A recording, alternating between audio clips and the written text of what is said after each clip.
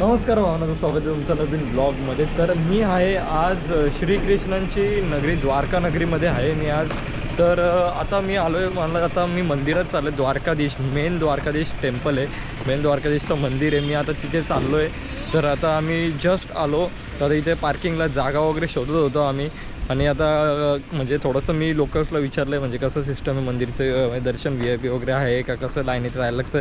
तर ते सगळं झालं आहे. तर चला आता आपण तिथे जाऊ आणि मस्त दर्शन वगैरे घेऊ, बघू काय काय किती गर्दी वगैरे काय आहे सगळं आपण बघू. तर चला.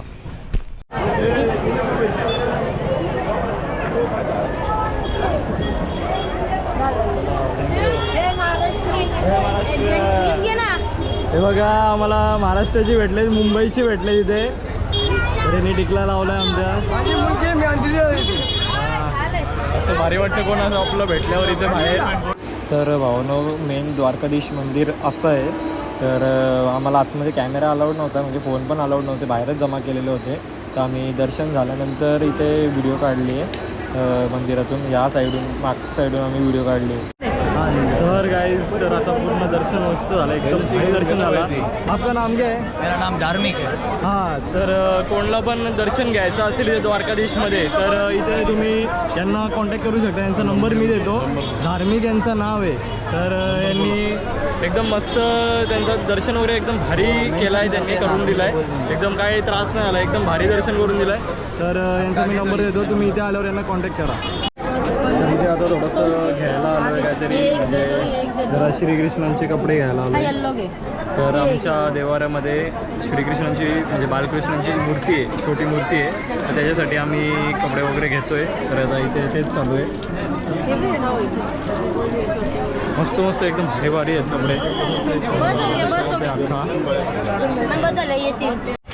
तर फायनली आता दर्शन वगैरे झालं आहे. निघालो आता जायला. आता पुढचा स्टॉप गीर जंगल आहे. गीर जंगलला जायचं आम्हाला. तर भाई मस्त एकदम भारी झाला तो. म्हणजे तुम्ही पण या इथे, कोणतरी पंडित जे असतील इथे तर त्यांना कॉन्टॅक्ट करा तुम्ही आणि तुम्हाला तो दर्शन करून देईल. काहीतरी चार्जेस असतात त्यांचे. मग ते भारी त्यांनी मस्त म्हणजे सगळं सांगितलं काय कसं काय असतं, म्हणजे इकडची म्हणजे मंदिराची हिस्ट्री सांगितली. तर मी तुम्हाला थोडीशी सांगतो. जो मंदिर आहे जो मेन मंदिर आहे द्वारकाधीशचं मंदिर, तो कृष्णांचे जे कृष्ण होते त्यांचे ग्रँडसन म्हणजे पर्प होते. त्यांनी विश्वकर्मांची मदत घेऊन तो मंदिर बनवलेला. आणि तो पूर्ण मंदिर सँडस्टोनपासून बनलेलं आहे. सँडस्टोनपासून म्हणजे आपल्या वाळूच्या दगडापासून तो मंदिर बनला आहे. म्हणजे भाई एक नंबर आर्किटेक्चर एकदम भारी आहे. तुम्ही येऊन इथे बघा. आणि तिथे मंदिरात मेन म्हणजे दोन असे हे आहेत, म्हणजे दोन पार्ट आहेत. त्याला एकाला 7 फ्लोअर्स आहेत आणि एकाला 4 फ्लोअर आहेत. जे 7 फ्लोअर्स आहेत ते रिप्रेझेंट करतात की आपल्या बॉडीमधले 7 चक्र असतात, ते रिप्रेझेंट करतात. आणि जे 4 फ्लोअर आहेत ते रिप्रेझेंट करतात आपले 4 धाम. म्हणजे द्वारका जो आहे तो एक धाम आहे, नंतर जगन्नाथपुरी आणि असे 2 धाम अजून आहेत. तर ते रिप्रेझेंट करतात. तर तुम्ही इथे येऊ शकता. एकदम भारी मस्त आहे. अजून तुम्हाला इन्फॉर्मेशन भेटेल. मी पूर्ण इन्फॉर्मेशन नाही देऊ शकत, तुम्हाला इथे येऊनच समजेल. तुम्हाला जर काही इथे यायचं असेल तर कॉन्टॅक्ट करा तुम्ही नक्कीच. तर इथे आपले कैसे हो, आपका नाम क्या है? परमार. अच्छा, क्या यूट्यूब चैनल क्या है? सार्थक पाटिल ब्लॉग्स करके यूट्यूब चॅनल आहे, आप देखो. तर भाई आता भूक लागली, आता जेवायला थांबलो इथे.